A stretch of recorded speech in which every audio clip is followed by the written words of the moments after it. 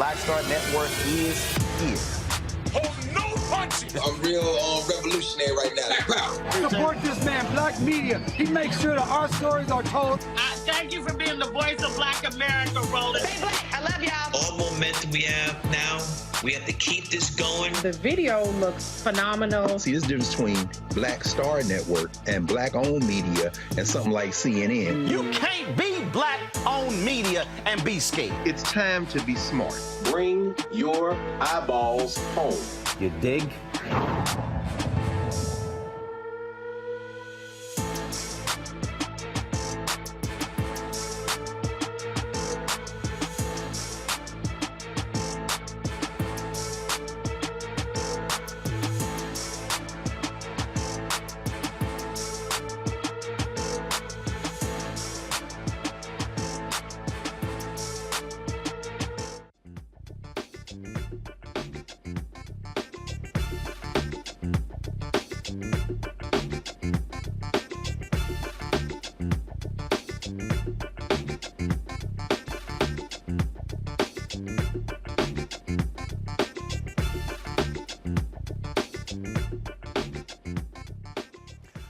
Today is Monday, February 6, 2023. Coming up on Roland Martin Unfiltered, streaming live on the Black Star Network. It has been more than a year since a Minneapolis police officer killed Amir Locke during a no-knock raid. Amir Locke's family has filed a wrongful death lawsuit against the city and the officer who fired the fatal gunshots. We will talk with the Locke family about the details of that case and their lawsuit. Another officer has been fired in connection with the death of Tyre Nichols. Tyre's tragic death has reached Capitol Hill, reigniting the conversation about police reform. Senator Cory Booker is again leading the charge in the U.S. Senate, the new pathway forward, while Senator Tim Scott is still playing the blame game. And you'll hear what both had to say about police reform in a recent interview. The Georgia Elections Board is set to discuss possible criminal referrals of citizens during the 2020 election in Albany. A Black Voters Matter employee and 3 organizers were cited for illegal campaigning. We will be joined by an Albany City Commissioner as well as Cliff Albright, co-founder of Black Voters Matter. In our Fit, Live, Win segment, we will speak with the Core Queen, that's right, Dee Dee Leggett, about her mission to inspire individuals of all ages, sizes, and fitness levels to work on their core. And yesterday, Trayvon Martin would have been 28 years old. I was one of the folks honored with an award by the Trayvon Martin Foundation. I will show you some of that, and as the folks there saying happy birthday to the young man who was killed by that terrorist, George Zimmerman. It is time to bring the funk on Roland Martin Unfiltered on the Black Star Network. Let's go. He's got it. Whatever the biz, he's on it. Whatever it is, he's got the scoop, the fact, the find. And when it breaks, he's right on time and it's rolling. Best believe he's knowing. Putting it down from sports to news to politics. With entertainment just for kicks, he's rolling.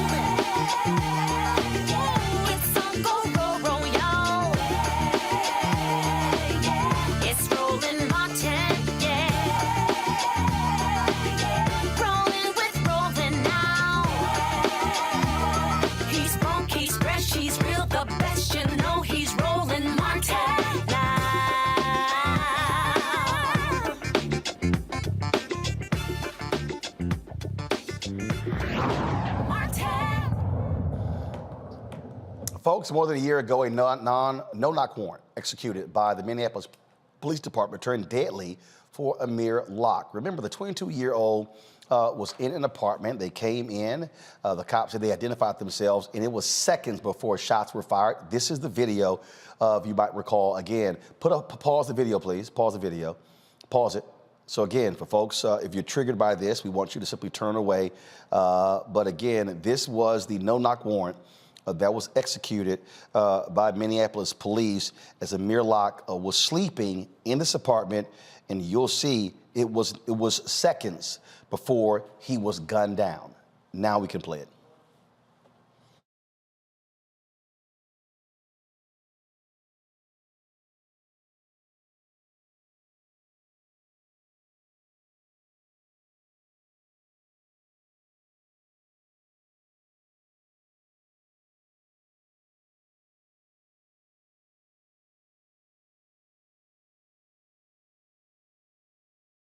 Now, the family of Amir Locke, they have filed a wrongful death lawsuit against the city, as well as Mark Hanneman, the officer who fired the fatal gunshots. Locke was not even named on the warrant, which was part of an investigation into a fatal shooting in neighboring St. Paul, Minnesota. The lawsuit claims Hanneman violated Locke's rights under the 4th and 14th Amendments of the Constitution, among other claims. Jeffrey Storms, the Locke family attorney, joins us right now from Corpus Christi. Jeffrey, glad to have you here. And so what is the basis of this lawsuit? So there are several claims, Roland. The first is for the violation of Amir's right to be free from unreasonable and deadly force under the 4th Amendment as incorporated by the 14th. So that's your federal civil rights wrongful death claim. We've also brought a claim under Monell, which is a federal civil rights claim for unconstitutional patterns and practices by the Minneapolis Police Department. that includes their failure to provide for the safety or account for the safety of innocent civilians while executing warrants, along with their policy and practice of racist policing in Minneapolis and excessive uses of force on the Black community in particular. We have a failure to train civil rights claim as well for similar training failures. And we've also brought a state law wrongful death claim against the officer and the city as well. Now, the thing here, as I remember doing this story, so Amir is sleeping in the apartment. Cops come in with this no-knock warrant. You don't know who the hell is coming in. There was a gun. He had a gun nearby, correct? Yes. And he was allowed to lawfully carry that gun, right? Well, and carrying doesn't even come into it, Roland. Yeah, because it's in an apartment. You can have a weapon inside of your home. Correct. And so again, I remember again what jumped out at me is you're in a home, you're asleep. All of a sudden, folks bust through the door. We know about home invasions, and so for the cops to go, oh, we identified ourselves, in a matter of 2 or 3 seconds. Plus, the guy was asleep. If folks are busting through a door, you think it's a home invasion. Absolutely. And you know what's amazing, Roland, is they gave this young man no warning, no opportunity to save his life. They wake him up, kick the couch like he's less than human. But what does Amir Locke have the good sense to do? He has the good sense to keep his finger off the trigger of that gun, to keep his gun pointed down, to assess whether or not there was a threat that warranted the use of that sidearm. And he had the good sense to keep his finger off the trigger and point that gun down. Meanwhile, Officer Hanneman, without a warning, without an opportunity for Amir to wake up, shoots 3 times, while the other officers in the room, 2 of which had their guns pointed at Amir and should have seen his weapon, didn't fire. And so that goes to show, if we talk about who was using unreasonable force over that period of time, it's Officer Hanneman. And also refresh my memory here, again, St. Paul did not request a no-knock warrant. Minneapolis volunteered to do that, correct? Well, yes. So St. Paul brought that warrant to Minneapolis, Roland, and said, you know, we need help executing it because it's within your city limits. And the Minneapolis SWAT said, no, we will not execute this warrant unless you make it a no-knock and you make it a nighttime warrant. And so they required St. Paul to have the judge issue a new warrant under those circumstances, which is consistent with the fact that the city of Minneapolis repeatedly uses and used no-knock warrants, despite the fact that they had claimed they were banned in the city. And what the statistics show is that they overwhelmingly used those no-knock warrants against Black civilians in the city of Minneapolis. And in the 4 months preceding Amir's death, not a single no-knock warrant was executed on a non-Hispanic white home. That says a lot there. Jeffrey, we appreciate you joining us to explain the lawsuit. Thanks a lot. Thanks for having me, Roland. Much appreciated. My panel, Dr. Julian Malveaux, Dean of the College of Ethnic Studies, California State University, L.A., Renita Shannon, Georgia State Representative Tyre Walker, founder Context Media. Glad to have all 3 of you here. Real quick, I'm going to go around here. Renita, I'll start with you. Jeffrey made a great point there. Now, remember we had the news conference there when the mayor was challenged. They were not supposed to be doing no-knock warrants in Minneapolis. That's what they promised. They kept doing it. Right. And we've seen across the country, these no-knock warrants do not turn out well for Black people. We've had plenty of them right here in Atlanta that have led to babies being injured, grandmothers being killed. And so across the country, we see that these no-knock warrants are not a good thing, but especially for Black and brown folks. This is just another example of what I always say, which is police officers are coming into our communities and making different decisions than they would make in white communities. And you heard what the attorney for the Locke family said, which is that they looked at the time period following Amir's death, and no white homes were a part of a no-knock warrant situation. And so this is the time where folks need to stand up and ask their elected officials, demand that their elected officials ban no-knock warrants. So much of what's going on with policing, everybody wants to reform, which is really just a Band-Aid. No, some of this stuff just has to be abolished, and this is one of those things. Tyre, this is going to be an important lawsuit because it's speaking to, again, these critical issues of policing. Why would you be executing? Why do you have to execute a no-knock warrant at night, in the middle of the night? I mean, if you can arrest someone in the daytime. You know, what's sad about this whole situation is this is something, like Renita just said, something that we see happen over and over again when it comes to Black communities. If the situation does not deserve someone doing a no-knock warrant, they're not a notorious criminal, they don't have a record of violence, why even do this?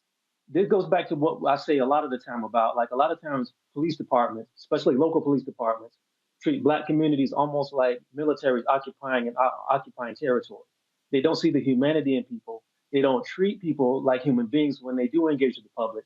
And when you have a system that deals with miscommunication, like the lawyer said, when you have two different jurisdictions trying to execute a warrant, there's going to be miscommunication. And if you have officers on the force who don't see the humanity of the people that they're trying to apprehend, these are the things that are going to happen. And this has to be changed, and it has to stop. Real quick, about 30 seconds, Juliana, go.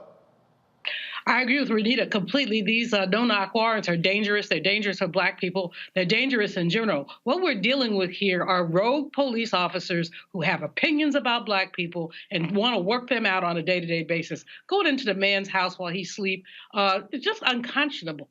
And of course, I think the lawyer is absolutely correct in terms of who they've chosen to sue. Sue the rogue officer, sue the city, and basically take that man's pension. When pensions are on the line, I believe me, those rogue rock cops will learn how to act. Got it. All right, folks, hold tight 1 second. I will be back on Roland Martin Unfiltered on the Black Star Network.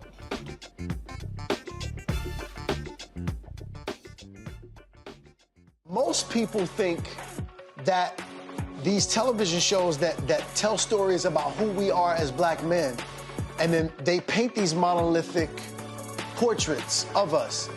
They think that they're being painted by white people. And I gotta tell you, there are a whole bunch of Black folk that are the creators, the head writers, the directors of all of these shows, and that are still painting us as monoliths. The people don't really want to have this conversation. No, they don't.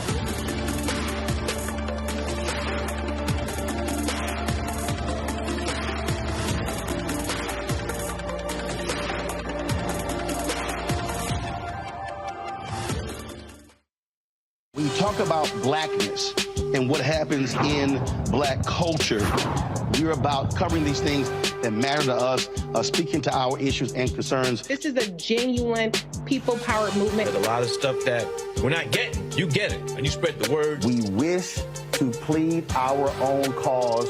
Too long have others spoken for us. We cannot tell our own story if we can't pay for it. This is about covering us. Invest in Black-owned media. Your dollars matter.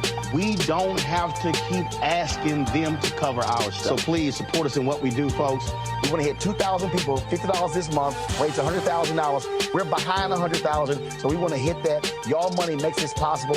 Checks and money orders go to P.O. Box 57196, Washington, D.C. 20037-0196. The Cash App is $RM Unfiltered. PayPal is R Martin Unfiltered. Venmo is RM Unfiltered. Zelle is Roland at RolandSMartin.com. What's up, y'all? I'm Will Packer. I'm Chrisette Michelle. Hi, I'm Chaley Rose, and you're watching Roland Martin Unfiltered.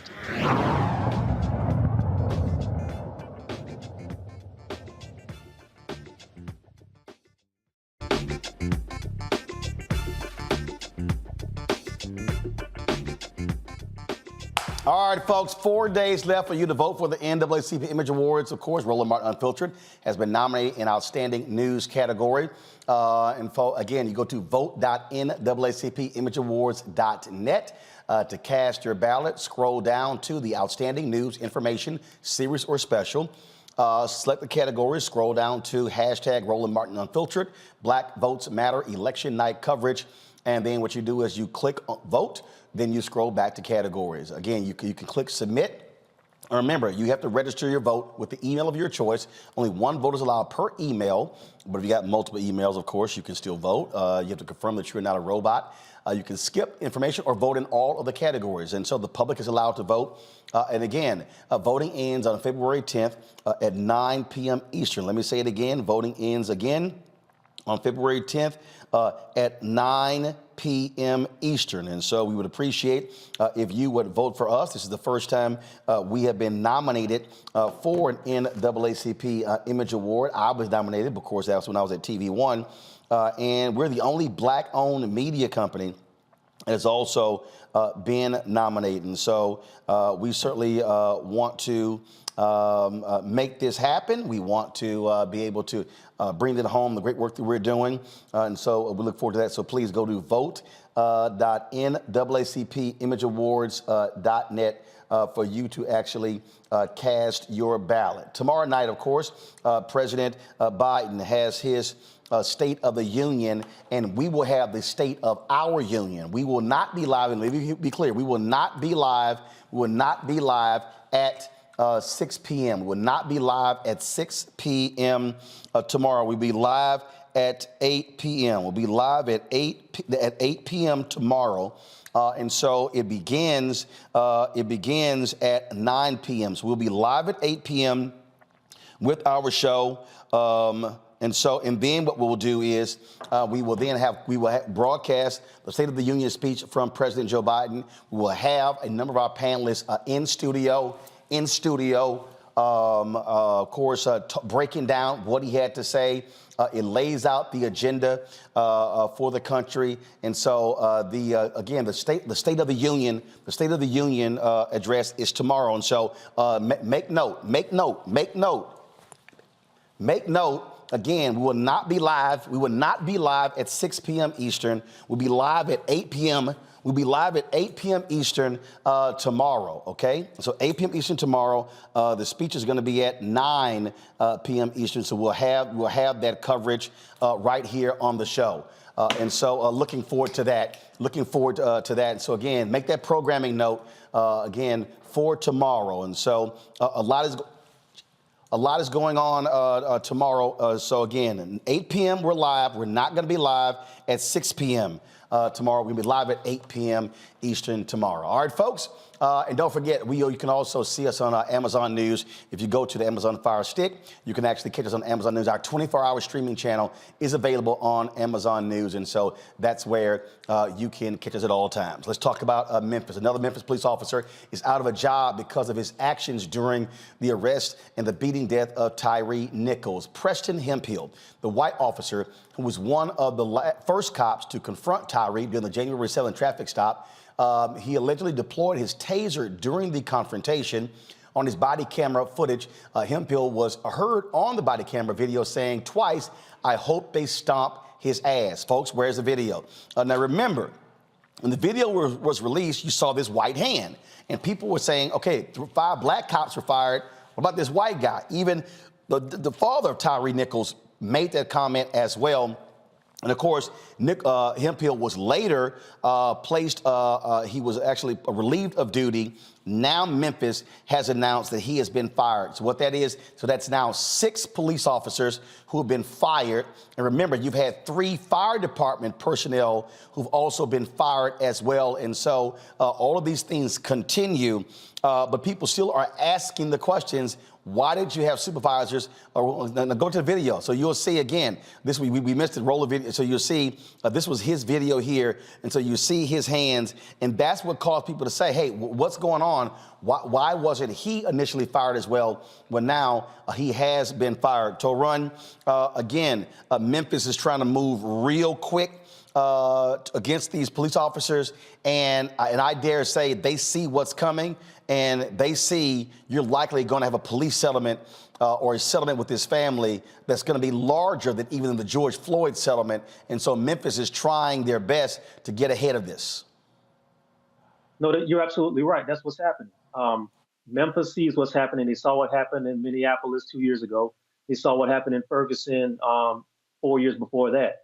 On the one hand, I think some of the climate and some of the things that we've seen over the past 7 or 8 years have made things move a little bit faster than they would have before everything happened. On the other hand, it's sickening that we still have to deal with these situations, almost every week.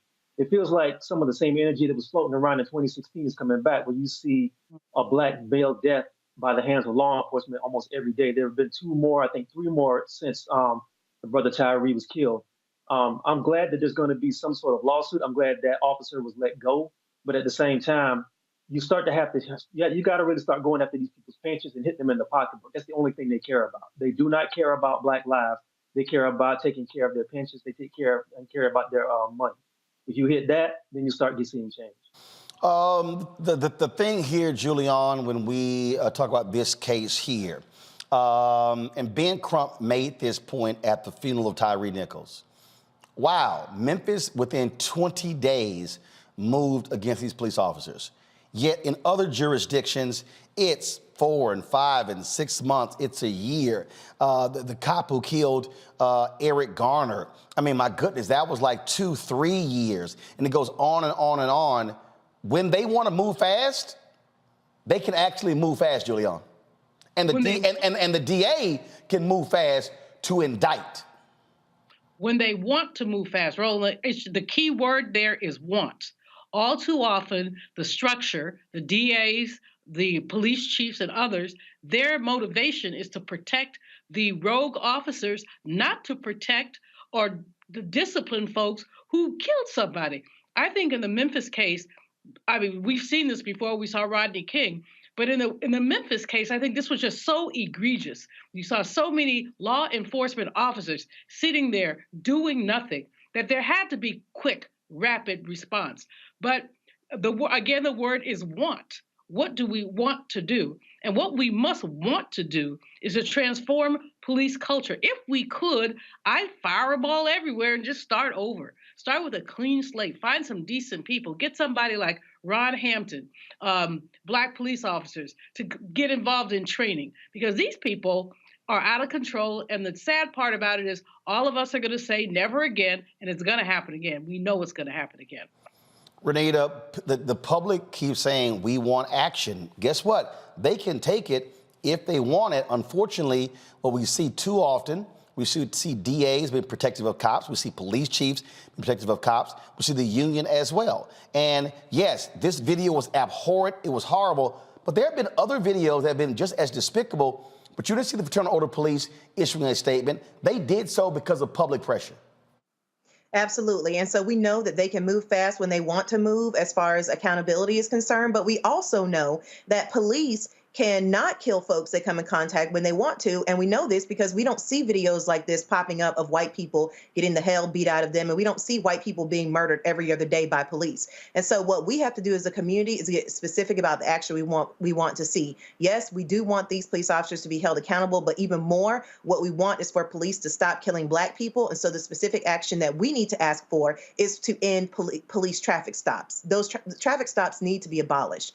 We have the technology to do it. We have other ways to get this done, to move forward with solutions that are actually about public safety. And so we all are going to have to get specific as to what we want done, because over and over again, we are being told that, you know, if we increase police officers' pay, if we change the training, if we require a bachelor's degree for a person to be a police officer, all these things will make a difference in the treatment of black folks. But it's just not true. And we know that because many places around the country have tried these reforms. They have not worked. We are still getting the same results. And on top of all of it, we see that police officers with the same low pay, low level of education, same amount of stress, same amount of training, they have all of those same situations and circumstances when they run into white people in America, and we do not see the same results. So we are going to have to make sure that our elected officials are not being lazy with solutions like, let's just do some reform, and that we really abolish what needs to be abolished. And that is absolutely traffic stop. You know, I did this podcast. I taped it at Fort Lauderdale today, and we were talking about how the views have changed. And I said point blank, Toron, I said the reason, because the host was like, well, you know, we're seeing accountability. I said, no. I said it was the activists and the protest on the street that forced this change. It was Black Lives Matter. It was the people who believe in the concept. It was other organizations. That's the reason we were at this point. Ain't because all of a sudden the police say, oh, let's start doing right. It's because people put pressure on the system to hold individuals accountable. You're absolutely right, Roland. The system didn't change. We're not seeing any sort of movement on this because of the goodness of people's hearts. People are changing, and that system is somewhat changing a little bit because of the power of the cell phone. Because that, and also the fact that police departments can't spin stories like they used to in traditional media. Everybody has the power to tell their own story with the phone now, and unfortunately, with these situations that we keep seeing, you have to have somebody who's got a solid Wi-Fi link and a phone that can tell the real story when the police departments get their stories together to try to tell you what's happening. That's what it is. And you know this just like I do. Nothing makes somebody move faster than media embarrassment. And unfortunately, this is what it's going to have to take to make people really take a look at themselves and make a lot of police departments really start thinking about reform and who they're hiring and what their policies are. Indeed. And so I just want people to understand we're at this point.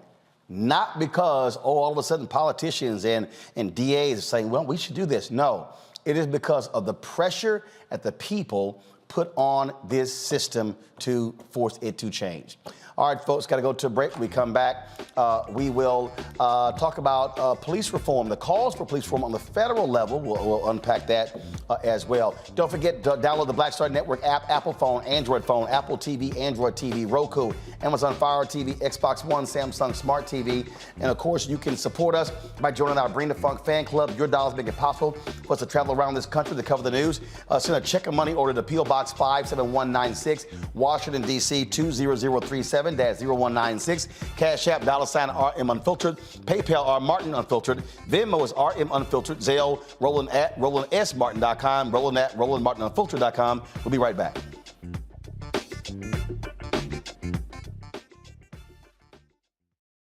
On a next, A Balanced Life with me, Dr. Jackie, a relationship that we have to have. We're often afraid of it and don't like to talk about it. That's right, we're talking about our relationship with money. And here's the thing, our relationship with money oftentimes determines whether we have it or not. The truth is you cannot change what you will not acknowledge. Balancing your relationship with your pocketbook. That's next on A Balanced Life with me, Dr. Jackie, here at Black Star Network. Next on the Black Table with me, Greg Carr. An hour of living history with Dr. Richard Mariba Kelsey, thinker, builder, author, and one of the most important and impactful elders in the African American community. He reflects on his full and rich life and shares his incomparable wisdom about our past, present, and future. African genius is saying that my uncle was a genius, my brother was a genius, my neighbor was a genius. I think we ought to drill that in ourselves and move ahead rather than believing that I got it. That's next on the Black Table, here on the Black Star Network. Pull up a chair, take your seat. The Black Table with me, Dr. Greg Carr, here on the Black Star Network. Every week, we'll take a deeper dive into the world we're living in. Join the conversation only on the Black Star Network. Yo, it's your man Dion Cole from Blackish, and you're watching Roland Martin Unfiltered. Stay woke.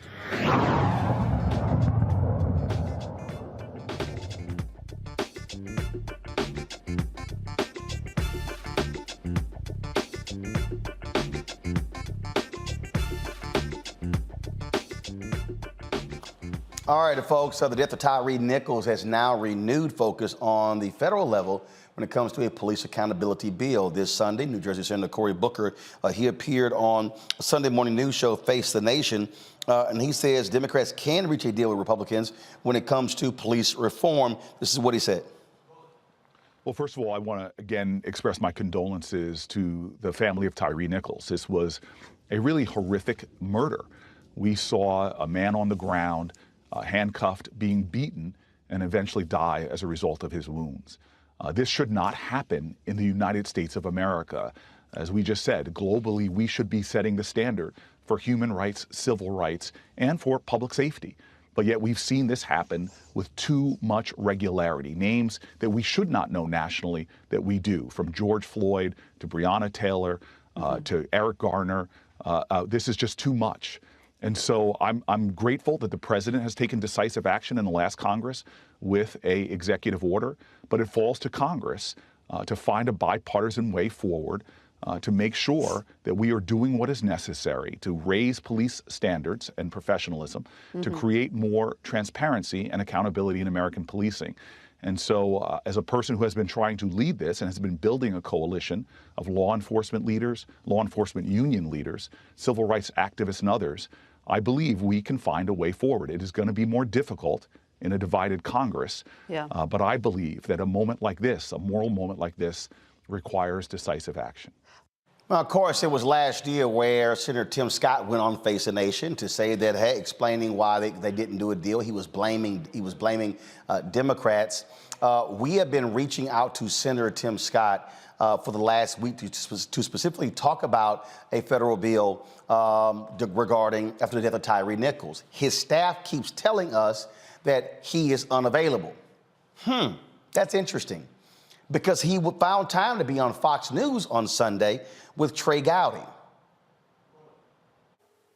Well, Trey, we were so close. Since we're in Super Bowl season, I'd say we were in the red zone. We were literally sitting there negotiating, 6 of us. One person on the left said, if you're here to negotiate, I'm walking out. She literally got up, walked out, and got a promotion.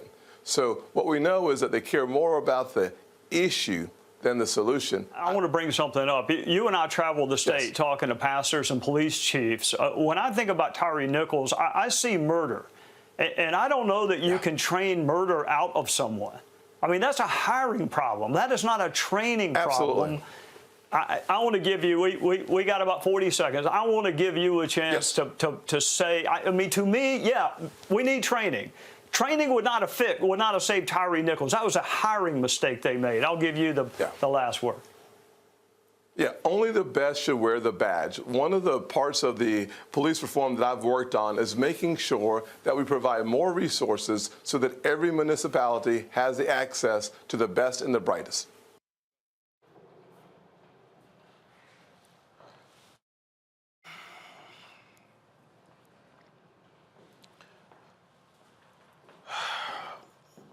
Julian,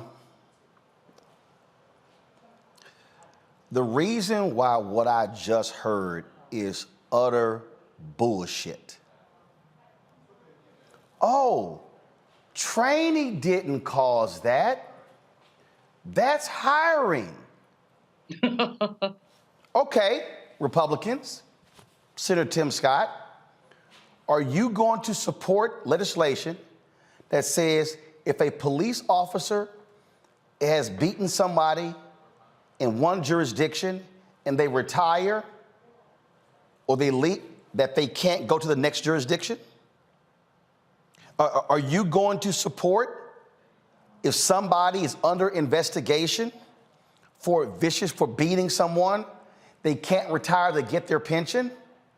See, these are the games that they love to play by saying, oh, no, training couldn't fix that.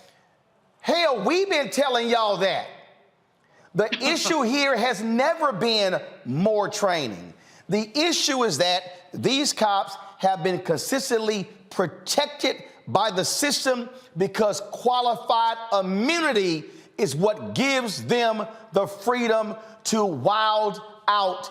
And guess who was dead set against any qualified immunity? Senator Tim Scott. Tim Scott really is a disgrace, not only to the race, but to the state of South Carolina and to himself.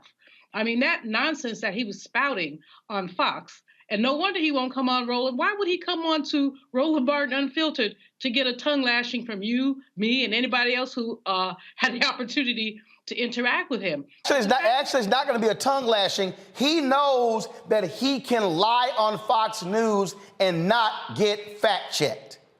Exactly. So he doesn't want to come over here because the lie is not going to be allowed to stand.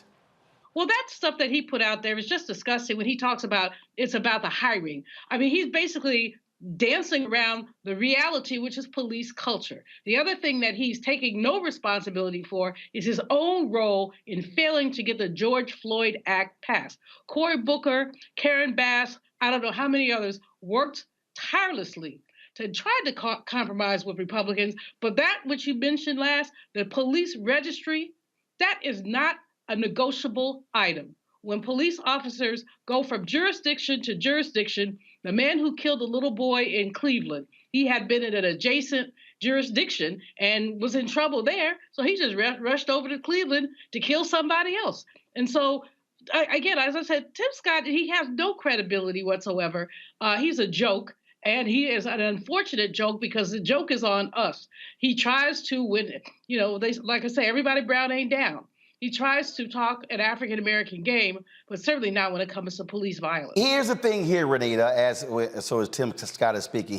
He says, first of all, I love it how he wants to name a person on the Democratic side who said, I'm not here to negotiate, and he says she got up and walked out and got a promotion. He's talking about former Congresswoman Karen Bass, the only woman who's negotiated. Now, here's what's so stupid. The House already passed the bill. The House had already passed the bill. This was in the Senate. She wasn't a senator. She wasn't a senator. Was she a part of the negotiating team? Yes.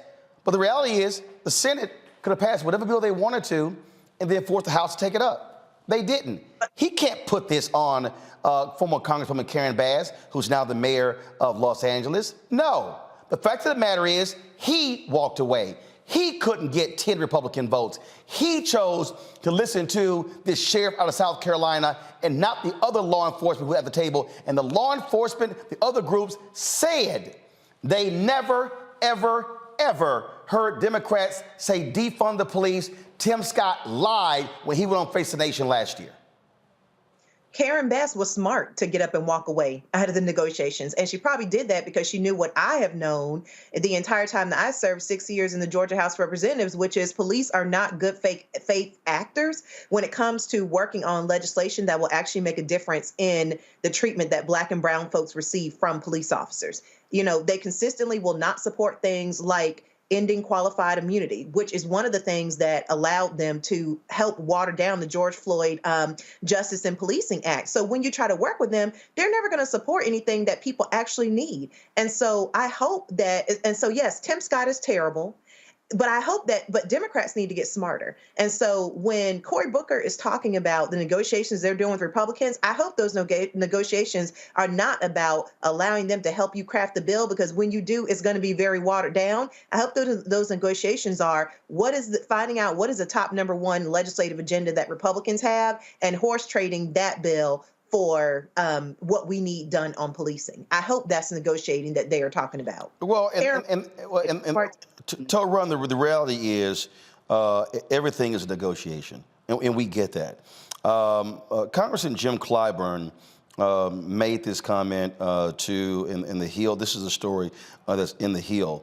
I'm going to pull it up in a second, and I want to show it to you because he said, the headline, Clyburn calls for Democrats to compromise on policing bill. Okay, first of all, you have no choice but to compromise because Republicans control the House. So you got no choice. You don't control the legislative calendar. But a lot of people were very critical of Congressman Jim Clyburn for taking qualified immunity off the table the last time they had the conversations. And so the real question here, Tarun, is for Democrats, do you come out of the gate saying, oh, compromise, or do you negotiate hard and then you're gonna have to compromise, but you don't out-negotiate yourself coming out of the gate?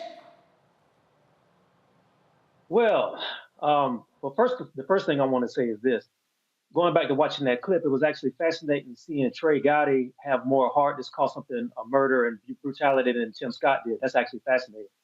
To your point, the same Tim Scott does not even believe systemic racism exists. So heart don't exist. Yeah. Now, to your point, look, we know politics is all about compromise, and we know that if we're dealing with a two-party system, there has to be some sort of give and take between both of these. But I think it is really, you're shooting yourself in the foot when you come out of the gate on an issue that is very, very passionate, and that the majority of your base, that you call your base, is very passionate about when we're talking about police brutality and police reform and saying that we have to compromise. You should be shown coming out of the gate fighting tooth and nail for the safety and well-being of the people who you say are your core constituency. Now, yeah, you do have to sometimes compromise, but I don't think you need to compromise on something like qualified immunity when we know that qualified immunity and police unions are the main thing that are keeping police reform at bay and the things that are keeping some of these same situations going. Like Sister Renita said, when you have a police officer with a history of brutality in one jurisdiction who can get fired or get a golden parachute and go to the next town and pick up right where he left off and brutalize more people, that has to be stopped, and that has to be let out. That has to be known. And also, I do think that the Democratic Party has to get better at messaging. They have to let the public know what they're fighting for. They have to let people know what they stand on, because if not, you have a constituency out here who just sees them bending over and compromising all the time, and that pulls people away from your base. You have to stand on something. That has to happen. No, and again, the Clyburn story, this was actually in the Washington Post, where he said they should compromise. But again, of course they're going to. But the bottom line is, look, you still are going to have to negotiate, as I say it, in a very, very aggressive manner. And that is going to be the case in terms of what happens. So now the question is, though, how aggressive is the White House going to be? They also have to be aggressive. And I still contend, I said it on the anniversary of the George Floyd's death. We had the families just outside our studios there on Black Lives Matter Plaza here in D.C., that I believe it is going to take public pressure in order for to move Congress. And that means, and again, all of those people, where are all those white folks and Latinos and Asians and Native Americans and black folks and others who were protesting by the millions in the wake of the death of George Floyd? They are going to have to show up again and to put the kind of pressure on Congress to move. Congress will do nothing unless they feel the wrath of the people. All right, folks, going to the break. When we come back, we're going to talk about the targeting of folks when it comes to voting in Georgia. They have not stopped, and they specifically are targeting black folks. We'll discuss next right here in Roland Martin Unfiltered on the Black Star Network.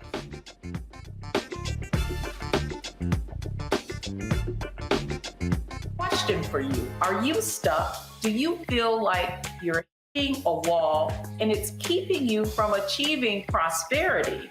Well, you're not alone. On the next Get Wealthy with me, Deborah Owens, America's Wealth Coach, you're going to learn what you need to do to become unstuck and unstoppable. The fabulous author Janine K. Brown will be with us, sharing with you exactly what you need to do to finally achieve the level of financial success you desire through your career. Because when I talk about being bold in the workplaces, I'm talking about that inner boldness that you have to take a risk, to go after what you want, to speak up when others are not. That's right here on Get Wealthy, only on Black Star Network.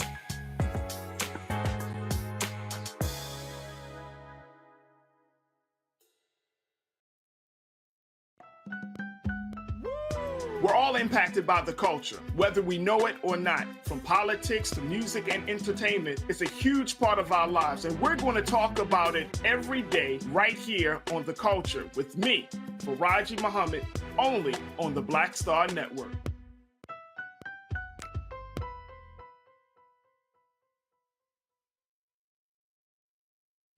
This is Judge Mathis. What's going on, everybody? It's your boy Mac Wiles, and you are watching Roland Martin Unfiltered.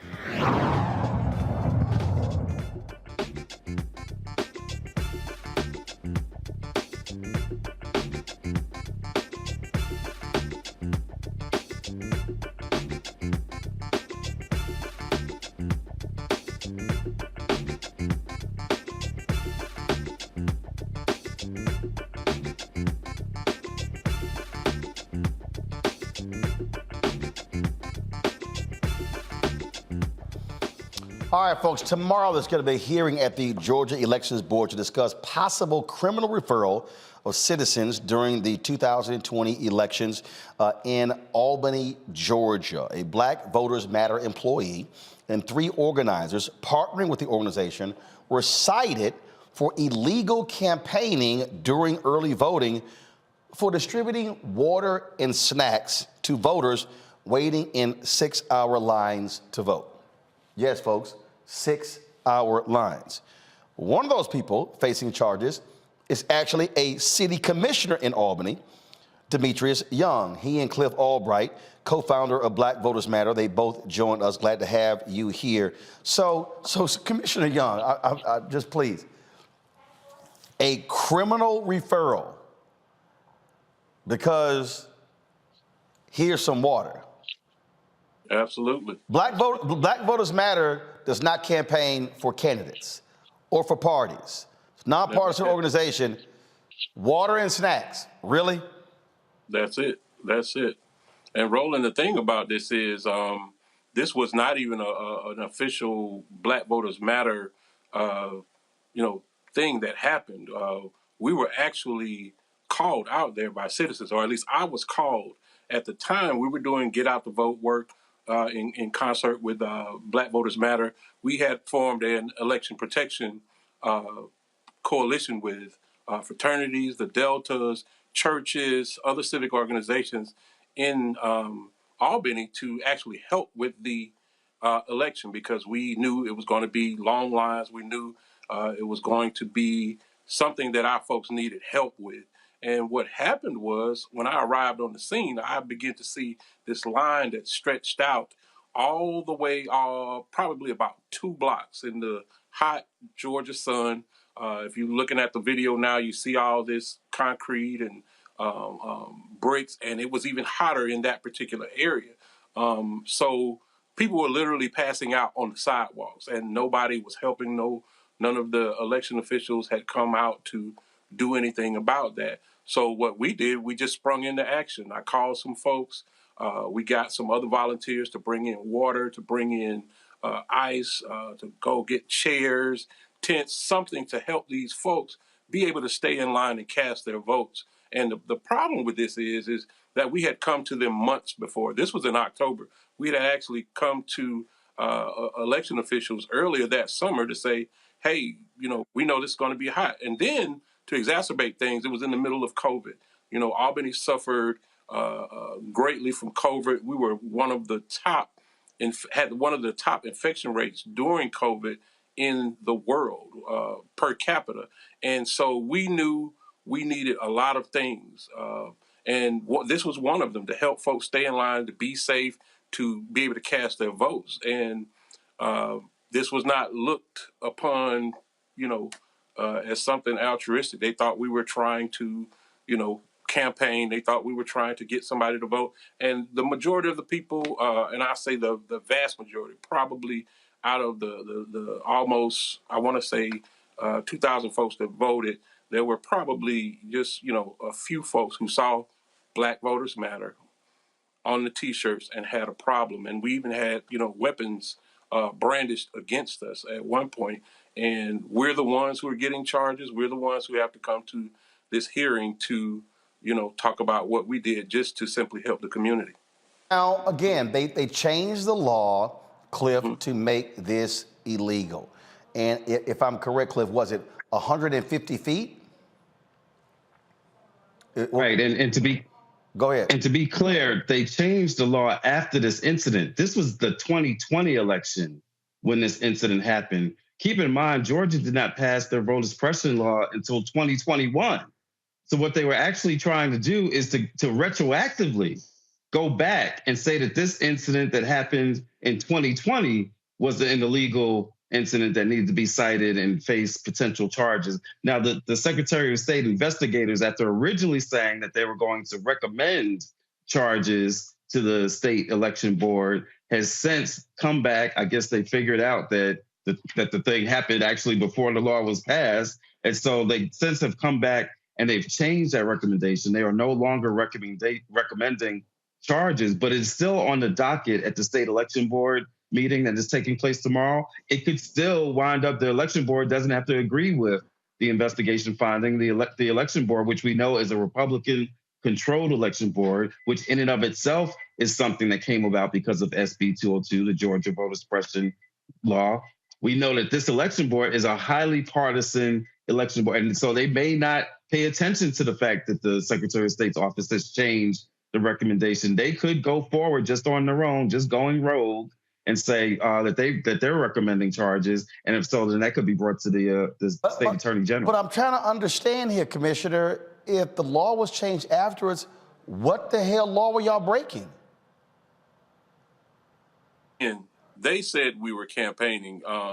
And this, the funny thing is, Roland, is that the woman who brandished the gun on us, that made all these complaints against us on social media, began to talk about all of these Democrats who were in line voting, and you all better get down here and do something about this, because all these Democrats, I don't know how she knew all the folks in line were Democrats, other than maybe they were, pretty much, I want to say probably 80% or more black that were in line. And when we did this, the complaints began to come to the elections office, to the supervisor. And then the next thing we know, we had a phalanx of sheriff's deputies waiting for us when we came to pass out more water, and almost threatening to, if you pass out water, we're going to put you in jail right now. So as I began to walk past the officers, I had on a mask because, again, it was COVID. I had on a Black Voters Matter t-shirt, and I began to walk toward the voters. And the sheriff's officers began to come toward me and say, "Hey, where are you going? Where are you going?" And I said, "I'm going up to the line." "Well, you can't go up in 150 feet because you're campaigning." I said, "Sir, I'm not campaigning." "Well, it's, you got that shirt on." I said, "Sir, the shirt says Black Voters Matter. It's not campaigning for any candidate, anything. We're simply handing out water." And once I got up to him and took off my mask, he saw I was a city commissioner. Then, of course, he stood down then. But if that had just been I had been a regular citizen, who knows what would have happened. And they quickly, once they figured out, who I was and that things, they quickly got in their cars and left. But this, again, has to do with intimidation of just regular folks trying to be of service to their community. And that's something that I think is just absolutely intolerable. But, these things, as you said, keep happening.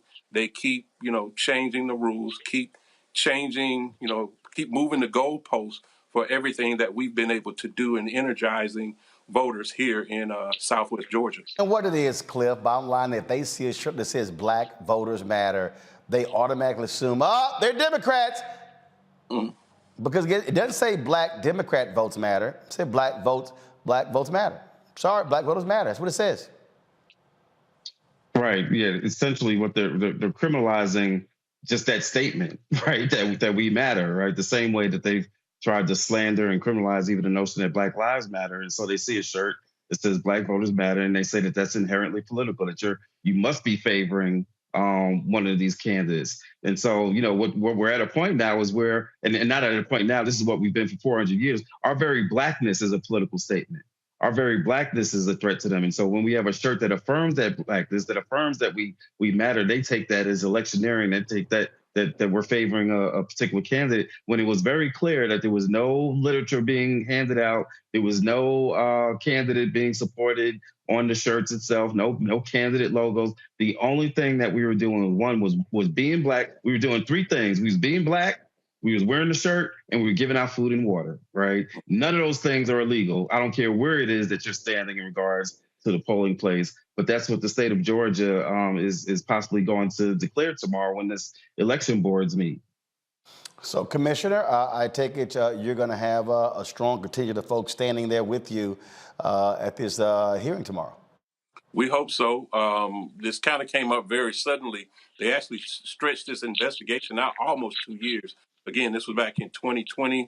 And when we first got interviewed by the Secretary of State's office, the investigator, he said he was investigating the lady that actually brandished the weapon against us. So we talked to him very freely and talked about what, we saw. We filed a police report, and just understanding that when we filed our police report, we actually only talked to what we call a community resource officer here in Albany, and they're not, cops who carry guns or are able to make anything but a report. But when we passed out water, we had a whole, contingent of sheriff's officers ready to take us to jail right then for handing out water. So when he began to investigate that particular thing, the next thing we know, we got correspondence from the Secretary of State office saying you have violated election law, and we are looking more into this. And then maybe about 2 weeks ago, just 2 weeks ago, they said we're gonna have a hearing to determine whether or not you violated Georgia law. And we were just like, whoa, what, why, why did y'all hit us with this at the last minute? So we hope people can come. We hope people can, be there and stand up for us. But this is just something that, continues to happen in Georgia from a very partisan elections board. The laws, the rules keep changing. Right now in the Georgia State Legislature, they're considering ending runoffs. We know runoffs were something they instituted to be able to take advantage of their particular strength, to keep black folks out of office. Now that the demographics has flipped in places like Albany, in places like Savannah, where you have a large black population, now they're trying to take away runoffs because that doesn't serve their agenda as well. So the goalpost keeps moving, the laws keep changing, only to serve them. So, but we'll keep fighting. We'll keep partnering with folks like Brother Cliff, and we'll just keep fighting. Cliff, final comment, about 20 seconds. Yeah, I mean, I think Commissioner Young said it well about the ways that the goal keeps moving, the goalposts keep moving. Once they pass these laws, it always opens the door. It creates a slippery slope, right? Once they pass these laws and say you can't give out food and water, then they can stretch it. They can stretch even the meaning of, well, what is 150 feet? Like, what is a foot after all? Like, alternative facts. They can stretch it to cover the kinds of shirts that you're wearing. They can stretch it to cover just about anything that they want. And that's what we're seeing here, the same way that we're seeing in DeSantis, the stretching of what it means to be able to be registered and who's able to be registered, and they're going out and arresting 20 primarily black voters that they had entrapped into voting. We're seeing this in state after state, and this is why we continue to make the call that we need federal legislation. We're not naive. We know the situation in terms of the makeup of the Congress, but we have got to continue to keep this issue of voting rights and voter suppression on the table in the national discussion. We hope we even hear it in the State of the Union that we hear tomorrow, because we cannot let up on this issue, or else when Congress does change, we'll find ourselves having to reinvigorate the movement instead of keeping the momentum going from now until we get that new Congress. Commissioner Young, Cliff Albright, we appreciate it. Thanks a lot. Thank you, Roland. All right, folks, we'll be right back. Roland Martin Unfiltered on the Black Star Network.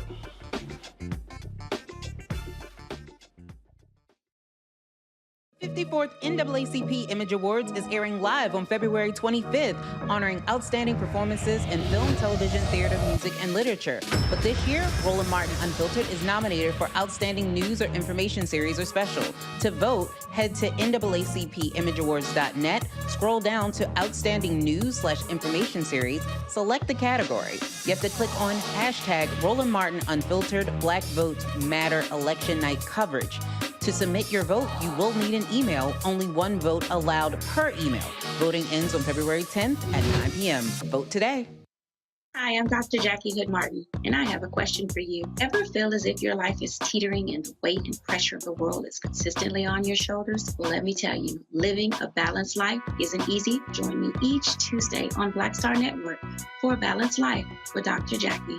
We'll laugh together, cry together, pull ourselves together, and cheer each other on. So join me for new shows each Tuesday on Black Star Network, A Balanced Life with Dr. Jackie.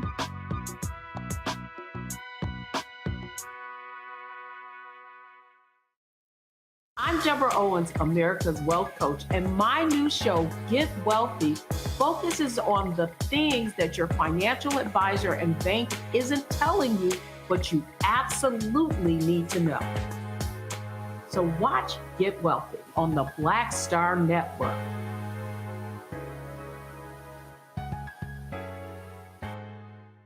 Hey, I'm Deion Cole from Blackish. What's up? I'm Lance Gross, and you're watching Roland Martin Unfiltered.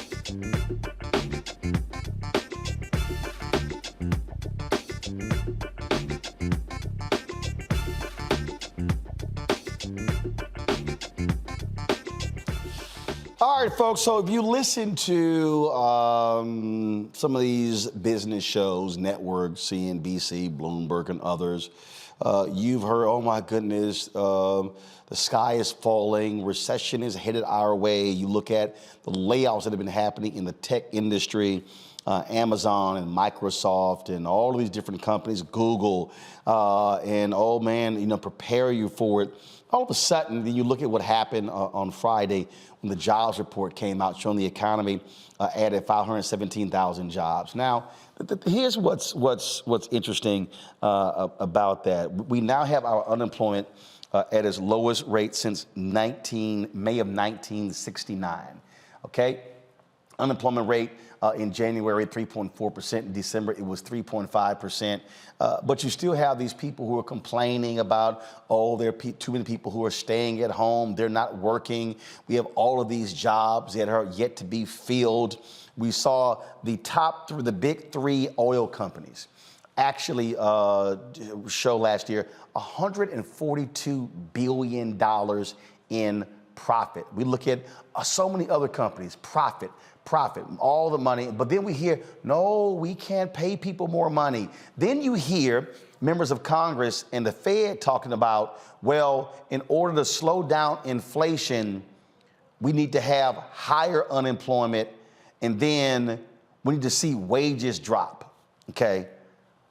That logic to me makes no sense. I'm not an economist, but we do have a couple of economists on the show. First of all, Dr. Patrick Mason, professor of economics at the University of Massachusetts Amherst. He joins us now, of course, on our panel. Dr. Julian Malvo, economist as well. And Dr. Mason, I got to start with you before I get to the unemployment numbers. I'm still trying to understand, and I need you and Julian to explain this to me. I do not understand the logic that, in order for inflation to go down, I mean, literally, Larry Sumner was saying this here, that we need unemployment to go up. We don't need it at 3.5%. It needs to go up to 5 or 6 or 7, and then we need wages to go down. What the hell is he talking about? What are they talking about? Well, that part is explained by who has most access to the news. But that's been kind of a traditional belief among some economists that high wages are the cause of inflation, where even in the current time period, what's driving the inflation is problems in supply chain and earlier problems with petroleum and other factors. It's hard to say that high wages are causing inflation when wages are still down 4 or 5% below where they were before COVID started. See, what angers me about this, Julian, is that folk with money, folk who are getting paid well, saying, oh no, we really need that unemployment rate to go up and we need these wages to go down in order for us to lower inflation. No, I think what we're seeing is we're seeing a whole bunch of companies price gouge the American public by jacking up prices because they're taking advantage of the supply and demand. Matter of fact, that was a scene in BMF last week where there was a shortage of cocaine on the street. And the drug dealer said, why am I going to go out and get more cocaine? He said, when I'm selling the existing cocaine because demand is sky high, I'm making more money. He said, the last thing I want is to actually add more supply. Now, I know somebody watching like Roland use a drug reference. Hell yes, because that's exactly what these folks are doing. And it's a joke because you're saying to the average worker, hey, no, we need your wages to be lower when we're seeing CEO pay skyrocket. Ain't nobody saying lower their amount of money. You know, Roland, first of all, hey, Patrick, how you doing? But Roland, this is ridiculous. The minimum wage has not been increased in more than 10 years. And these folks are talking about they need wages to be even lower. They'd like the unemployment rate to be even higher. Well, let's be clear. For the first time in a long time, usually it's a 2-to-1 ratio, black to white. This last report, the Black unemployment rate was 5.4% compared to 3.1% for white people. So less than 2 to 1. But more importantly, even with this improvement in unemployment, when you adjust for all the hidden unemployment, we're talking a Black unemployment rate right now of 10.5%. So if Larry Summers and them want to see the unemployment rate go up to 5, 6, 7%, what are they saying about our community? The fact is that predatory capitalism allows people to extract surplus value. And in order to extract more surplus value, what must they do? They must take wages and try to keep them low. But we know, we look at profits. I mean, when you look at profits, you know, oh my goodness, you say, how are these people making money? And they're whining, literally whining about inflation. And I just interviewed someone from the Economic Policy Institute this morning. And, you know, Josh Bivens, who said, recession is not inevitable. What's inevitable is recession if we keep fooling with this debt ceiling, if we keep fooling with the international situation. So this jobs report, quite frankly, is very good. My challenge with Brother Biden is he does have to have a much better communication strategy. And his communication strategy, frankly, is deficient. Dr. Mason, when you start, again, unpacking this, I swear, Fox News is sitting here going, Lord, can we please have a bad jobs report? It's like they keep waiting. They keep hoping and praying it's a bad jobs report. And it's like, damn, another good month. It's driving them crazy because they keep predicting doom and gloom. Right. Well, yeah, that's part of their political objectives. They would like a bad jobs report to make the president of the Democratic Party look bad, and there's less concern about what that would actually mean for working people. I mean, a bad jobs report means that somebody doesn't have enough income to have a decent standard of living. And as Julianne said, this was actually a pretty good job report. Not only did the unemployment rate go down, but labor force participation increased. So that's more people out there looking for work. And the employment population ratio went up. So that's more people actually finding a job. The probability of having a job is high. But both of those numbers are still less than numbers from earlier time periods, which means that there's still an awful lot of people out there who are willing and able to work, but who cannot find a job. Now, a recession may happen if the Fed keeps raising interest rates. That was the strategy from decades ago with Paul Volcker when he wanted to get rid of inflation. He just jacked interest rates up to a very high level. A lot of people lost their jobs. That brought down spending, and that solved the inflation problem. But that also created a tremendous amount of economic misery for working class people. And I think that, Dr. Mason, that really is the problem that I have, and Renita, as well as Torun. It really is the folks who don't care about the working class. And again, Dr. Mason, a final comment for you, then we'll go to the panel here. When so much of the focus in this country is on the stock market, when more than half of the country ain't even in the stock market, it leads to the wrong discussion about the state of the American economy. Oh, absolutely. I mean, if you're really concerned about fighting inflation, raising interest rates is not the only way to do it. You could have tax increases, but then you'd have to tax people who actually have money. And those people don't want the higher taxes. Or you could have price controls on those specific items that are really driving up the inflation. So there are other strategies. We just got locked into this high interest rate strategy because it hurts working class people. And of course, Wall Street likes low wages. That makes stock prices go higher because lower wages means higher profits, higher dividends, higher retained earnings. Dr. Mason, we appreciate it, man. Thanks a lot. Thank you. Renita, on that particular point, you and Torun, I got about a minute, so 30 seconds each. Here's the real deal, because the elected folks don't want to deal with the fact that that Trump tax cut actually dramatically increased the deficit. It lowered the amount of money coming into the federal government, and then that's put pressure also on this economy. The rich want to keep getting richer and want to say screw the working poor or the working public.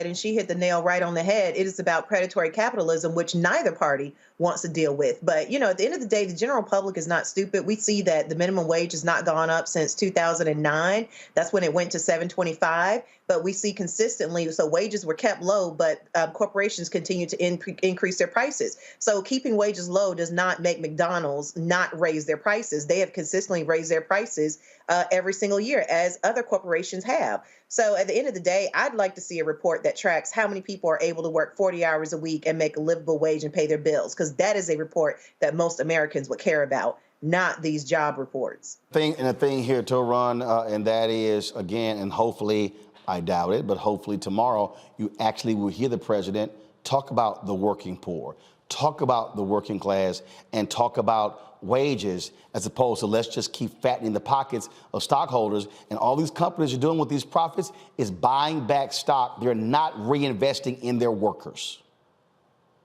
Well, Dr. Mason and Julianne hit it right on the head. The issue that we're dealing with right now is basically greed and controlling of the messaging. The people who are saying that we need like higher unemployment for the economy to get better, these are people who are going to be fine if the economy crashes. We're talking about billionaires. We're talking about people who are CEOs. We're talking about people who are head of media companies. All these people are in the same circle, so they can push this message out to each other, which filters out into the rest of the public. But the public is not seeing that because they're not on that level.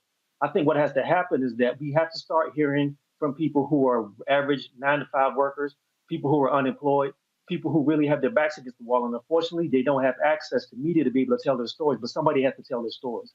As long as they're away from the media, you're going to hear what you keep hearing. Indeed. All right, folks, got to go to a break. Don't forget to get a copy of my book, White Fear, How the Browning of America is Making White Folks Lose Their Mind, available at bookstores nationwide, Amazon, Barnes & Noble, Target. You can also download your copy on Audible as well. We'll be right back on Roland Martin Unfiltered on the Black Star Network.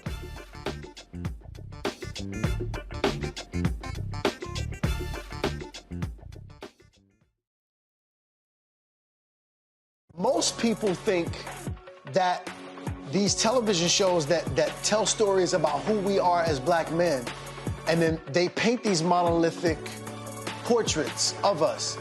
They think that they're being painted by white people. And I gotta tell you, there are a whole bunch of black folk that are the creators, the head writers, the directors of all of these shows, and that are still painting us as monoliths. The people don't really want to have this conversation. No, they don't.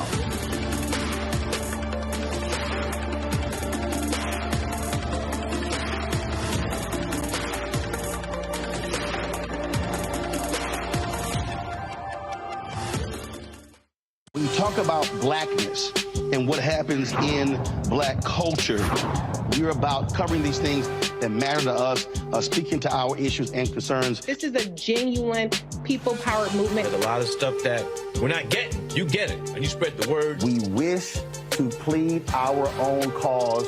Too long have others spoken for us. We cannot tell our own story if we can't pay for it. This is about covering us. Invest in black-owned media. Your dollars matter. We don't have to keep asking them to cover our stuff. So please support us in what we do, folks.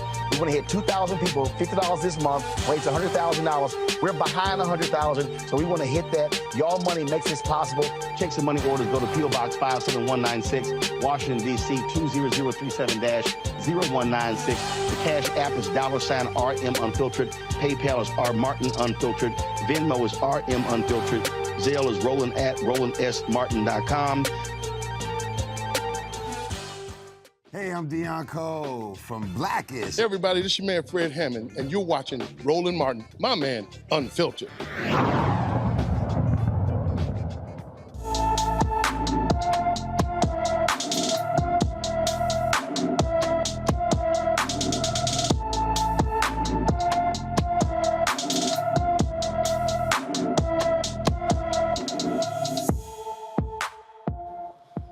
All right, folks, today's Black and Missing is Kennedy McGregory. She's been missing from her Newport News, Virginia home since January 31st. The 17-year-old is 5 feet 4 inches tall, weighs 120 pounds with brown hair and brown eyes. Kennedy was last seen wearing khaki pants, a black shirt with Kennedy on it, black shoes and black socks. She wears braces on her teeth and has a birthmark on her left cheek. Anyone with information about Kennedy McGregory should call the Newport News, Virginia Police Department at 757-247-2500. Again, 757-247-2500. In Maryland, as many as 80,000 residents could be dropped from their Medicaid coverage. The executive director of the Maryland Health Benefit Exchange says that beginning in May, the state may start ending Medicaid coverage for people who no longer qualify. Medicaid enrollment ballooned during the pandemic, partly because the federal government prohibited states from removing people from the program during the public health emergency once they enroll. Those 80,000 folks may no longer qualify for Medicaid coverage this spring when the federal government reinstates a requirement before the pandemic for states to verify recipients' eligibility. Last year, Congress told states they could remove ineligible people in April. Millions of people are expected to lose their coverage because they now make too much money to qualify for Medicare, or they have been moved. Folks, a neo-Nazi leader and his accomplice were arrested for plotting a racist attack on Baltimore's power grid. The Maryland U.S. Attorney Eric Barron announced the capture and charges against Sarah Beth Clendaniel of Maryland and Brandon Clint Russell of Florida. Watch.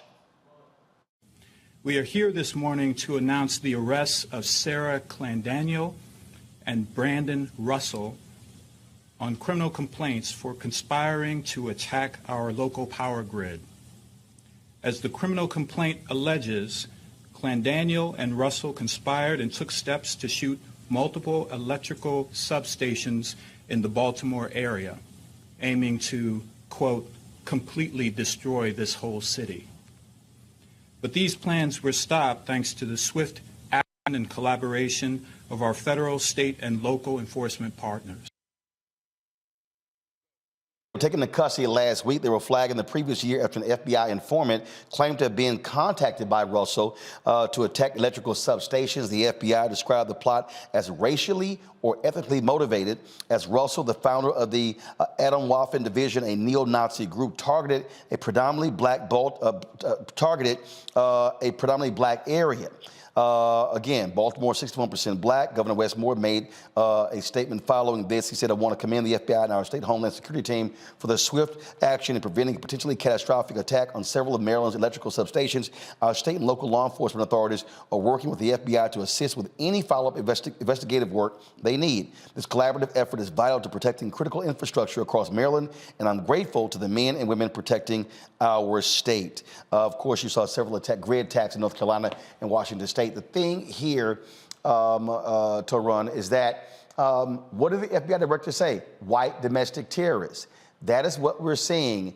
It's amazing. I keep talking about my book, White Fear. I'm like, folks, understand what's going on. This is who we should be fearing. You know, American running around talking about Muslims. No, it's white folks in this country who want to attack this country, January 6th, and folks like this. You know, there was sort of like this urban legend when I was growing up that turned out to actually be true. You know, when black people walk in the stores, like high-end stores, security automatically starts following the black people. But 9 times out of 10, it's like a couple of white girls that are running through the store, taking everything and running back out. Nobody pays attention to them. That's the attitude that I think law enforcement in America feels about white supremacists. These people are very connected. A lot of them are connected in the military. A lot of them are connected to police forces. I mean, there was a study that came out like last year when the George Floyd thing was going on that said that there are underground cells in the military and in police forces that are connected to white supremacist groups.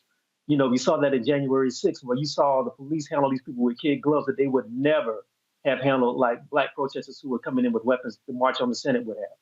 There needs to be a reckoning in this country through law enforcement and through the society in general to understand that the face of terrorism looks a lot closer like you than it does to somebody coming across the water or somebody who's coming from the Middle East and everything. And that has to happen. If it doesn't, it's going to put this country at risk, and it's going to put citizens at risk. Indeed, folks. Down in South Carolina, the folks at Turning Point USA had this bake sale where it was, look, these white conservatives have been doing this for the last 20 plus years in these campuses. When I was at Texas A&M, they had one where they had these affirmative action bake sales. And what they do is they charge folks, and so what they did was they actually were charged cookies, $1.50 for Asian buyers, $1 for white customers, and 50 cents for Hispanic buyers, and 20 cents for black buyers. Native Americans got free cookies. Now, this is all dealing with 2 Supreme Court cases. Turning Point comes out and says, we meant no harm, no ill intentions toward anyone. When planning the event, we wanted to highlight admission policies and openly favor applicants based on race. We believe applicants should only be judged based on their performance and qualifications, not their race. Okay, here's the deal. Black people and other minorities, don't get upset by this. Here's what you do, Renita. The NAACP chapter on Clemson's campus, this is what y'all should do. Y'all should go bake some cake. Y'all should go bake some cookies. And then what you say is, all white students were giving the cookies away like y'all got free land in the 1800s. Oh, we're giving cookies away. Hey, we're giving cookies away to all white students. Why? Because you benefited from the GI Bill more than anybody else. And black people, we're going to charge you $20 because guess what? You're going to pay more money for your house. You're going to pay more money for everything because of Jim Crow. See, again, the folks who are sitting here, to me, you got to flip this thing. If these racist white folks at Turning Point USA want to play that game, then what you do is you say, we're going to educate y'all on the reality of what happens here. In fact, what you do, black students at Clemson or Latino students, which I'll then say is, hey, we're going to give free cookies to the white students here at Clemson, and we're going to charge the black folks because guess what, Clemson? Y'all been getting a hell of a lot more money from South Carolina than South Carolina State. Well, that's brilliant, Roland. Your idea is brilliant, and they should do that because that is basically teaching critical race theory through bake sales. So as long as we're teaching history lessons, like you said, let's teach all of the history. But, you know, we expect this from Turning Point. Turning Point has had a history of just consistently doing racist things and being involved in other efforts like voter suppression and really anything that works to just make sure that black people are continually excluded from every single franchise, and that any progress that we do get, they work really hard to make sure that we don't are not able to really take steps forward. So I'm not surprised by this, but I think your idea to basically teach critical race theory through a bake sale is brilliant. See, again, this right here, Julian, is what drives me crazy because, frankly, it's a whole lot of us, let's be honest, and especially them, are white walking around having no understanding of history. Oh, I'm going to flip this bad boy for you. I'm going to sit here and say, oh, since y'all want to have that conversation, we're going to have a white affirmative action conversation. And so we're going to sit here and give you a free package of cookies, and then we're going to have a nice little information, a QR code attached to it. Want to read why we're giving white folks free cookies? Because all the free shit y'all have gotten over the years. You know, Roland, let's not forget Turning Point is the organization of that odious Candace Owens. No, she used to work there. Charlie Kirk is the founder. She now is somewhere else. But yes, she got her start and her rise to fame through Turning Point USA. And basically, she has been anti-Black, and you can be anti-Black as a Black person. But when we look at the educational landscape right now, what we see is fewer African-American students on campuses. And what we're also seeing is an anti-Blackness on campus that discourages African-American participation in higher education. And so when this stunt these people pull, that's what it is a stunt. And it's laughable. Your idea, I think I agree with Renita. I think it's a brilliant idea, although I don't know if anybody wants to go to the trouble of giving white folks free cookies. I mean, they got free everything else. But here's the deal. Now, follow me here. So here's why I'm coming up with that. Because here's the deal. This story went viral, Clemson, and it goes national. When you flip the script, I get it. Folk don't want to get the free cookies away. But what I'm saying is you use the same playbook to go viral to say, we're going to teach y'all real history, and now how you respond. See, again, you can get outraged by what they're doing, or you can say, okay, I'm going to show you a better way to teach your ass, and then force you to say, did it happen? Roland, the question I would have is whether or not the mainstream media will cover the flipping of the script as you describe it. No. I guarantee you. No, I'm trying to tell you. They will. Again, the story went viral to run on social. That's going to go viral as well. Again, it's outsmarting the racists and flipping the script. That's the deal. You can get pissed, but I'm going to show you how y'all benefited from getting free stuff for centuries. And our numbers are still low on these white campuses. To run, about 20 seconds, go. Well, the first thing is I wouldn't eat those cookies. I wouldn't trust them. That's the first thing. They probably don't even taste that good. And I don't trust anything they put in them. The second thing is, to your point, to even go on your point one better, if you could get some sisters who will be willing to do it, to put on some kerchiefs and bake the cookies and then give them to them for free, just to represent free labor, that'll be another thing. And then you can finish it up by having Brett Favre come and take all the cookies. And all I'm saying is,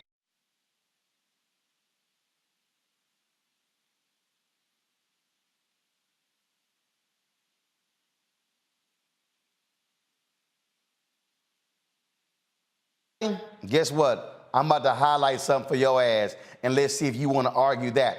When I was at Texas A&M University, we were it was a class, speech communications class, and we were talking about the whole issue of affirmative action, and all these white students, they were against affirmative action. And again, I don't get emotional. I outsmart their asses. I said, let me ask you, how many of your mothers in this room own businesses? And hands went up. And I said, how many of your mothers in this room may have contracts with the city and the county or the state or the federal government? And hands went up. I said, well, congratulations. All of you are attending Texas A&M University because you are beneficiaries of affirmative action. White women are the largest beneficiaries of affirmative action in this country. I said, so that's what's paying your tuition. The shock and horror on their face because they were sitting here thinking affirmative action was just black people. I said, no, white women are the greatest beneficiaries. And I said, so who now wants to debate me about affirmative action? Are you gonna go home and tell your mama don't accept the contracts? See, I'm outsmart you. I'll be back on Roland Martin Unfiltered on the Black Star Network.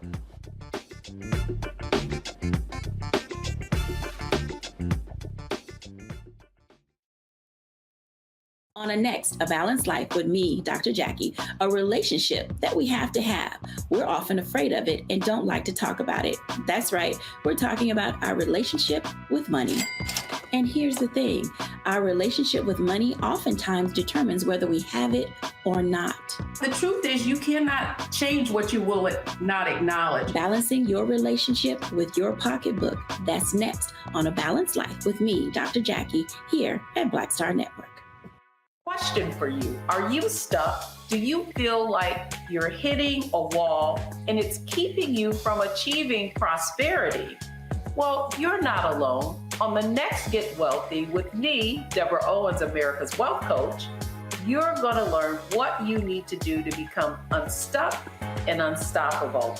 The fabulous author Janine K. Brown will be with us sharing with you exactly what you need to do to finally achieve the level of financial success you desire through your career. Because when I talk about being bold in the workplaces, I'm talking about that inner boldness that you have to take a risk, to go after what you want, to speak up when others are not. That's right here on Get Wealthy, only on Black Star Network.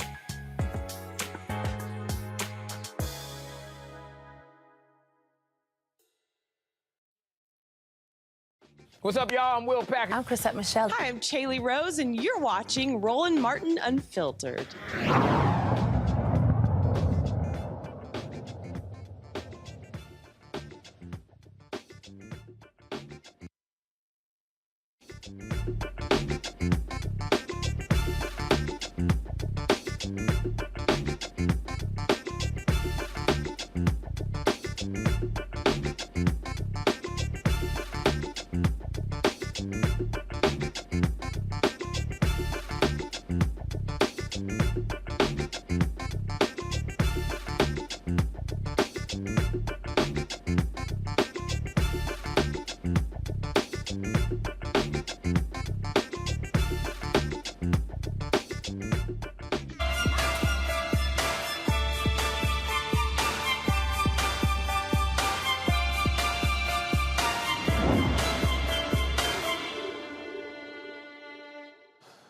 All right, folks, here in 2023, we were talking about a new you in 2023. We've had a number of fitness experts on the show, but today we're talking about your core, and how that impacts your physical fitness, but also your health and well-being. My next guest, she calls herself the Core Queen. She is an Air Force veteran, a certified master personal trainer, certified nutritionist, certified strength and conditioning specialist, certified glute specialist, certified online fitness coach, certified group exercise instructor. Damn, how many more certifieds you got, Dee Dee Leggett? Glad to have you on the show. I guess you certified. All right. Yep. So she joins from Charlotte, North Carolina. So explain to the folks who are watching again why core strength is so important. Well, just like anything else, the foundation is the core. So if anything is to be strong, it has to be the foundation, right? So the core is the foundation. You can move without. What's the core? Like what's actually the core?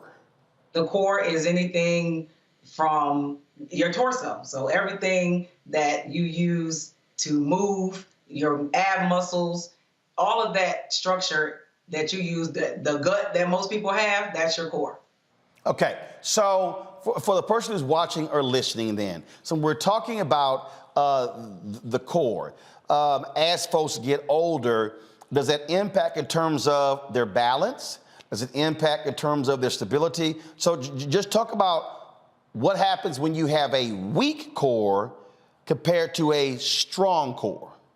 Absolutely. Of course, if your core is weak, your back is weak. You're overcompensating when your core is weak. So you have that's how you have those degenerative disc issues in your back, those weak back muscles. People barely can walk. They're hunched over because they're always using their back instead of their core because those muscles are just so weak. And of course, as you get older, they get worse. Okay. And so that's if we're having a weak core. So yes. When you have a strong core, what does that then result or lead to? The strong core helps everything from your legs, your back, everything in your body actually follows your core. So if that's strong, everything else is going to follow along with that. You're going to have balance. You're going to be able to move quicker. You're going to be more agile. You're going to be more flexible. The core just literally helps with everything that you do. And the reason for me, the reason I definitely understand the core piece is, look, I've been playing golf for 35 years. And the strength of a golf swing is in the core. For the folks out there who are slicing, the folks out there in terms of if they're weak in terms of their swing, whether it's their legs, and they're thinking they're swinging with their arms and everything, it really is because their core is weak. You see professional golfers, they spend lots of time really focusing on, again, here, understanding that because in golf, the power actually is ground up. And it's really ground all the way up to the waist. It's not up here. So you can have all the muscles you want up here. That ain't doing jack for your golf swing because it's really a core strength to have a solid golf swing. Absolutely. And that golf swing, if you don't have that core strength, that's going to really mess up your back. I know we probably have a lot of back injuries when it comes to golf if your core is not strong. I never have. Yeah, that core, if you're not strong there, yeah, your legs, all of that, like you said, is so important in golf. Absolutely. Absolutely. And so last question here before I go to you. And to have a strong core, it doesn't mean you got to have a six-pack and you got to be ripped. Because I know there's somebody who's watching who's like, look, I ain't going to never, ever look like that. So explain that as well, because I've seen some folks who do yoga, who do some other things, who you will go, you plus size. How you doing those things is not based, again, it's not based upon what we think of this extremely fit body. Absolutely not. That is such a misconception because I know a lot of people with a six-pack who are very weak in their core. So doing those, like you said, the yoga and the Pilates, those isometric type of workouts, definitely strengthen that inner core. So those muscles underneath that you can't even see, are very important. And just because you can see a six-pack, that's just genetics anyway, has nothing to do with whether you're strong or not, and that a lot comes with what you eat as well. But yeah, you like you said, you'll see bigger people that aren't as fit in the traditional sense of the word, that have very strong core muscles and other muscles as well, because they do those yoga moves and that isometric type of isolation workouts. That's absolutely true. See questions from our panel. Let's see out of our panel who might have the strongest core or the weakest core. Julian, you always on the other end of that. You always get asked the question first. We've been trying to get Julian to work on her core. It ain't working. Julian, go.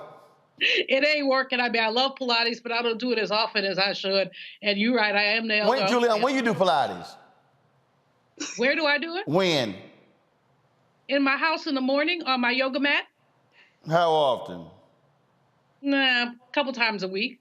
Yep. I ought to be doing it every day. I love Pilates. I haven't found a studio here in LA that I like. I've been to a couple places. I don't like them. So, you know. All right. What's your question for Dee Dee? My question, sister, and first of all, you look fantastic. Yeah, this year, I'll tell it because I don't look it. If I looked it, I wouldn't tell it. But later this year, I'll turn 70. What is the best exercise for me? I would say I would always go for chair exercises. They're much easier, less impact on the back. So you can do a lot of crunches and stuff like that, leg raises within a chair.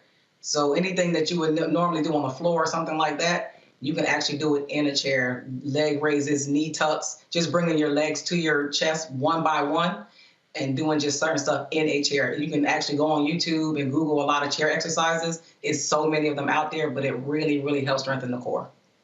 Thanks. Renita. Yep, real quick. So passive exercises that people have kind of figured out ways to do, like taking meetings from a recumbent bike. Does that do anything for your core, or does that not matter for core strength? Those types of things are more for like your lungs, brain, stuff like that, to keep the circulation going. But I always tell people, if you have a little time, if you go to the bathroom, do something. It may help the core, it may not, but anything to move is fine. You can do some squats in the bathroom, that helps with the core. You can do some jumping jacks, just anything. Anytime you can just squeeze something in, do 10 of something anytime. You can just find a way to do it. All right. Tarun?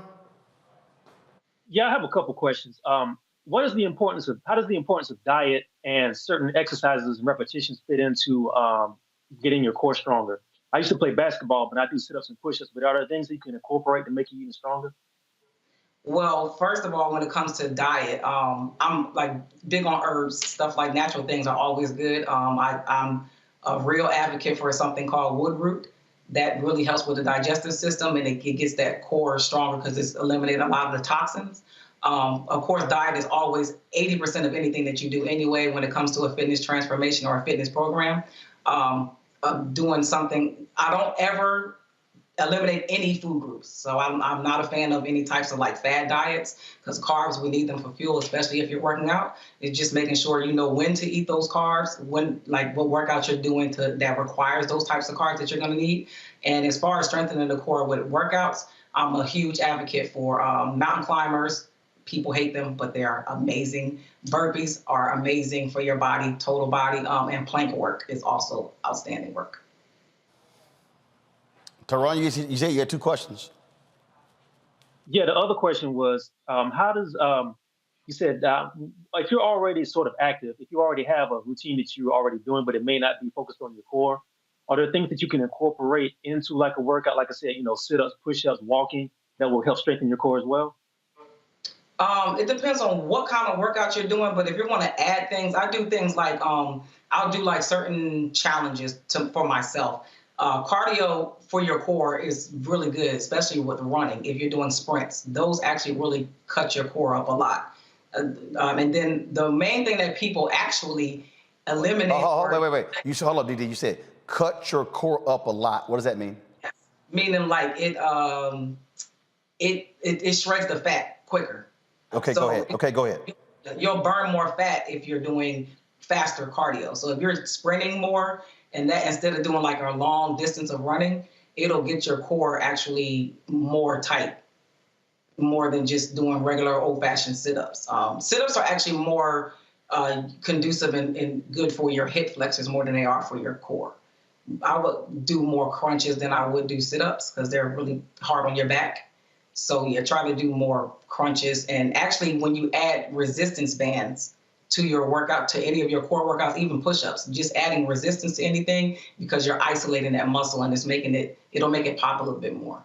All right, Dee Dee, we appreciate it. How can folks reach you if you want more information? I am the Core Queen. You can Google me on everything, all platforms, the Core Queen, or Dee Dee Leggett on Instagram or anywhere. But if you type in the Core Queen, you will find me. And that's it. All right, Dee Dee, we appreciate it. Thanks a lot. Thank you. Appreciate y'all. All right, folks.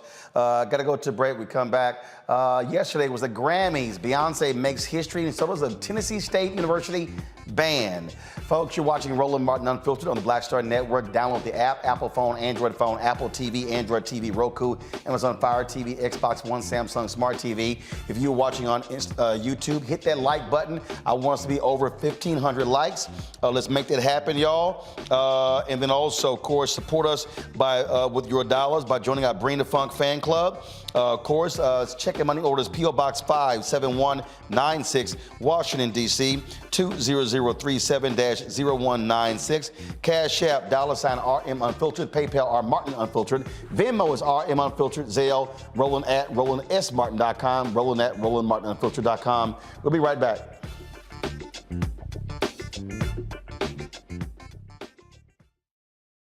Next on the Black Table with me, Greg Carr.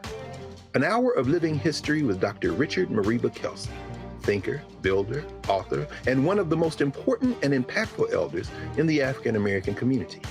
He reflects on his full and rich life and shares his incomparable wisdom about our past, present, and future. African genius is saying that my uncle was a genius, my brother was a genius, my neighbor was a genius.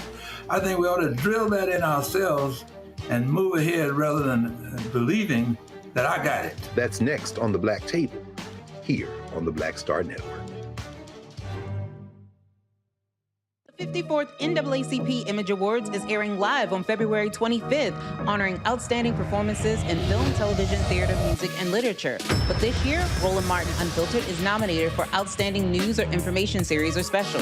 To vote, head to NAACPImageAwards.net, scroll down to Outstanding News/Information Series, select the category. You have to click on hashtag Roland Martin Unfiltered Black Votes Matter Election Night Coverage.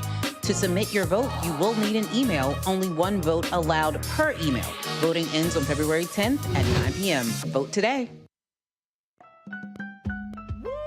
We're all impacted by the culture, whether we know it or not. From politics to music and entertainment, it's a huge part of our lives, and we're going to talk about it every day right here on The Culture with me, Faraji Muhammad, only on the Black Star Network.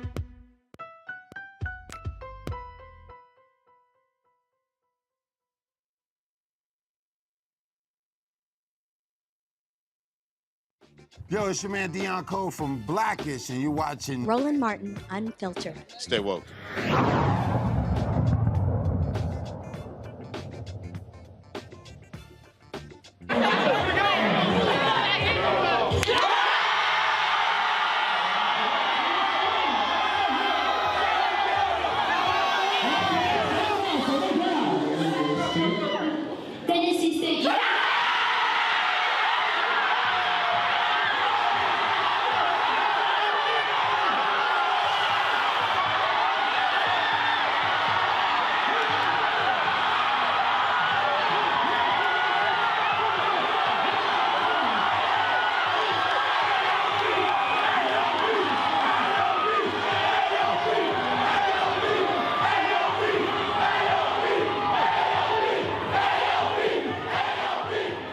History made yesterday, the 65th annual Grammy Awards with the Tennessee State University Aristocrat of Bands. They became the first collegiate band in history to win a Grammy Award. In fact, they actually won 2 Grammy Awards.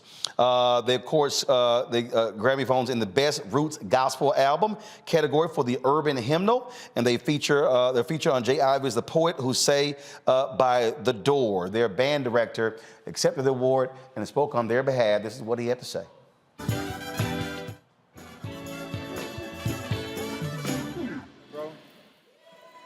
I just want to say these kids so deserve it.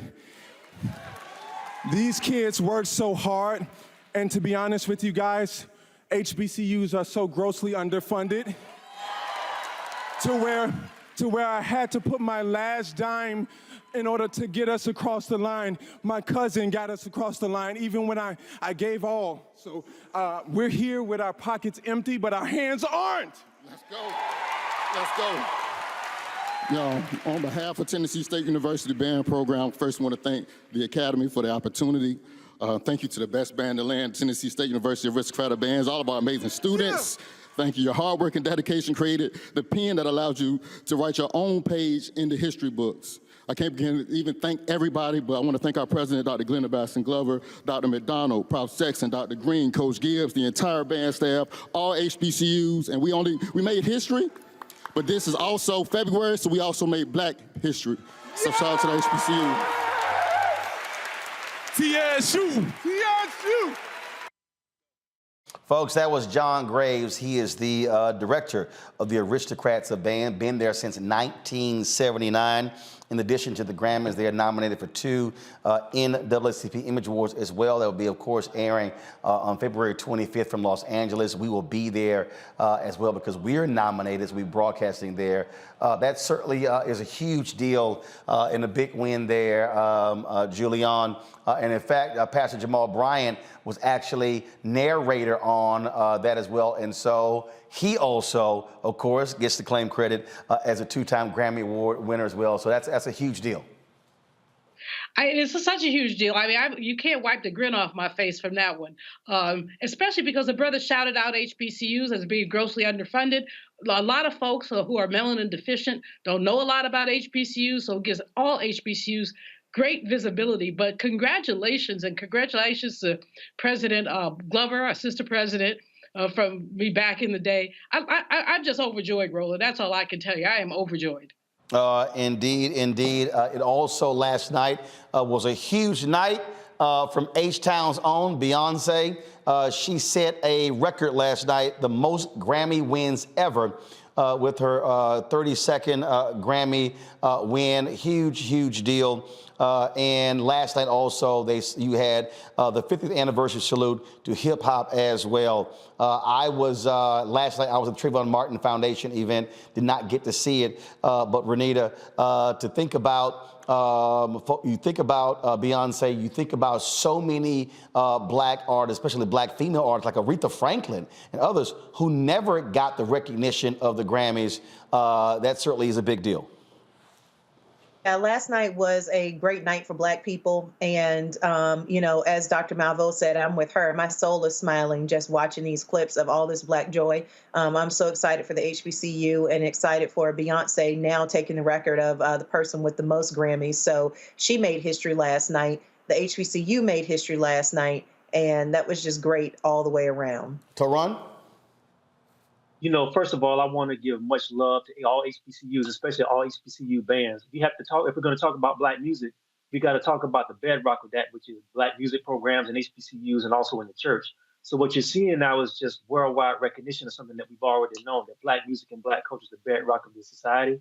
This is the bedrock of pop culture, and this is being acknowledged, and that's deservedly so. Indeed, indeed. And so, again, we also saw, of course, the tribute to the 50 years of hip hop that took place as well, that particular salute. You know what's interesting? There's so many people. There's so many people who talk about what wasn't done, what should have been done, who got left out. But the reality is this here. When you think about that, I mean, this is, first of all, we talk about art forms created by Black people. It ain't just hip hop, okay? So you don't have country music without the blues. when you talk about jazz, I mean, we can go on and on. The reality is, ain't no such thing as rock and roll. Elvis ain't the king of rock and roll. As Ray Charles said, hell, black folks were shaking their hips long before Elvis. And so when you think about music, I would dare say there's no greater art form in American history that black people have not impacted more so than music in this country. Renita? Absolutely. No, I'm just shaking my head at everything you're saying, because you would not have rock and roll without Chuck Berry. You wouldn't have country music without black blues, which was first. And, you know, there's just so many. I mean, we black people influence everything. And we are the creators of so many different things that we do not get credit for. But you're right. Black music, it really just infiltrates everything. And so I would encourage anybody who wants to know more about our history to go visit in Nashville, the National African American Museum of Music, because they really take you through the influence that black people have had on every type of genre of music. And they also have an amazing thing where you can kind of walk around and build playlists, and they can show you what music that black people were creating during movements like the civil rights movement, voting rights, just different points in history that were big flashpoints culturally for black people. They talk about the music that was being created during that time. So that museum, I cannot say enough about it. People got to visit it. Go to Nashville. Speaking of movements, last night I was in Miami for the Trayvon Martin 11th annual Remembrance Dinner. Yesterday actually would have been his 28th birthday. I actually emceed the first dinner that took place in 2013. And Sabrina Fulton, his mom, Tracy Martin, his father, a number of people were there. We raised $108,000 for the foundation. And one of the greatest moments last night was when everyone stood up and actually sang happy birthday to Trayvon Martin. Here's that moment.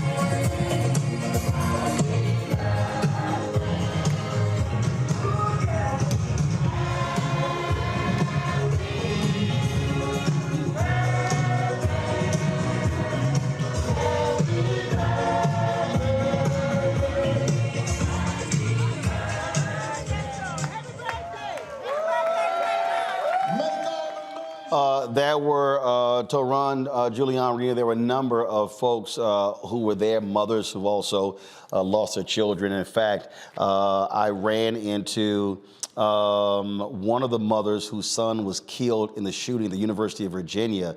I think it was Devin Chandler. She was there as well. And it was interesting is those families, they actually support one another. That's what people, I don't think people realize that when you hear us talk about, this sorority / fraternity no one wants to be a member of, the reality is these families that have actually had children killed by cops or like that thug George Zimmerman, they lean on each other and rally around each other, and many of them were there last night. Roland, Tamika Mallory deserves a lot of credit for the relationship she has with many of the mothers, bringing them together. And she spoke last night as well. Go ahead. And Black Lives Matter's Melina Abdullah, my pastor. She was there too. Oh, she has gets a lot of credit as well. I remember all of us going up to Buffalo to support some of the folks there who were killed and meeting some of the mothers. What I love about the clip you played, and thank you for playing it, the theme of Black History Month this year is Black resistance. And that joy that those folks had, that is resistance. There are those who would steal our joy. There are those who would have us downtrodden. We began the program this evening talking about the police violence and the killings. But the antidote to white supremacy is Black joy. If they can't steal our joy, they can't take anything else, and they cannot take our backbone away. Yep. So while they have Cliff and the brother down in Albany, Georgia, dealing with some specious charges, the fact is that we fight that back by smiling, by loving up on each other, by looking at what happened with those Grammys and grinning about it.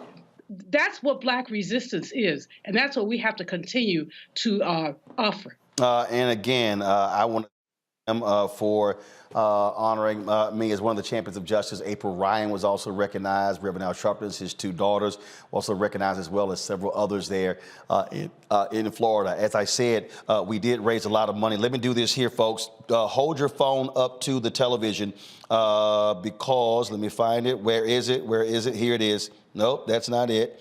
Trying to see which phone did I do this on. Is it on this phone here? Let's see how fast I can do it. All right, y'all.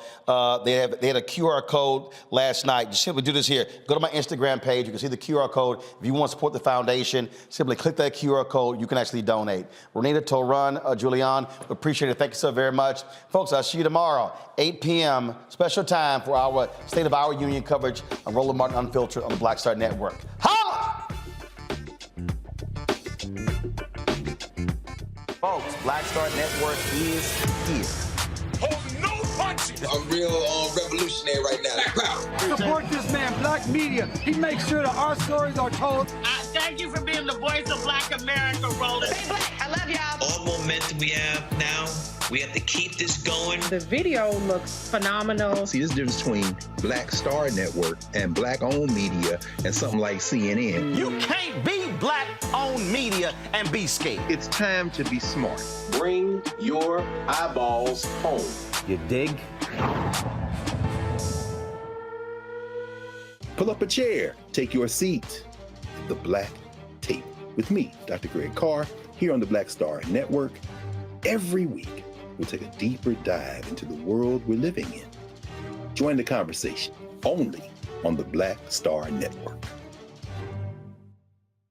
Hi, I'm Dr. Jackie Hood Martin, and I have a question for you. Ever feel as if your life is teetering and the weight and pressure of the world is consistently on your shoulders? Well, let me tell you, living a balanced life isn't easy. Join me each Tuesday on Black Star Network for A Balanced Life with Dr. Jackie.